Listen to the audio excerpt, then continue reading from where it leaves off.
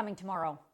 Are you ready for it? After more than 3 years, starting September 1st, interest will begin accruing again on your federal student loan. Now, before I get into all of this, just know I'm going to be emailing out all of this documentation from the Department of Education to you tonight in my Newsgirl News Roundup email, so make sure you sign yourself up. So here's what you need to know about tomorrow. Back in March of 2020, because of the pandemic, the federal government not only paused your monthly federal student loan payments, but also set federal student loan interest rates at 0%.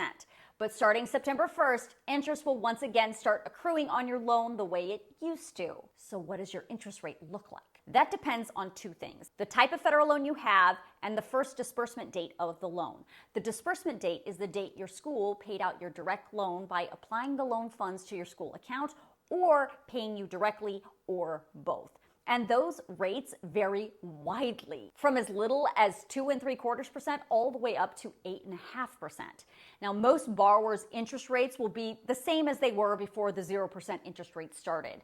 But some borrowers will find that their interest rate has changed because of lots of different things, including, for example, maybe you consolidated your loan during the payment pause, and that would change your interest rate. So what do you do now?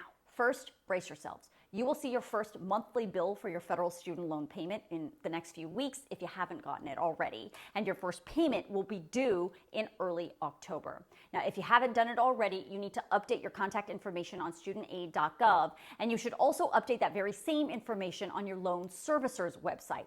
It's very possible that your loan servicer has changed over the last few years. So to find out who your servicer is now, you can log into your student aid account. Then you should look into your repayment options. There are lots of new income-driven repayment programs that are available now, including the SAVE program, which is new, and I have been talking a lot about it lately.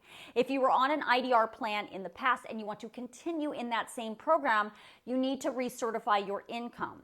Sooner is better than later, but you have up to 6 months to recertify. The Department of Education also says it's not mandatory, but you can also sign up for auto pay, and if you do, you'll save 0.25% on your interest rate. Now, if you just can't swing these payments in October, the president created what's called the on-ramp program. Of course, your payment will still be due and interest will still accrue, but the on-ramp program will not report you as delinquent to the credit agencies if you are late with a payment or you miss a payment or you send in a partial payment. The on-ramp period will last through September 30th of 2024. You can also apply for forbearance or deferment again, but that of course has its own pros and cons.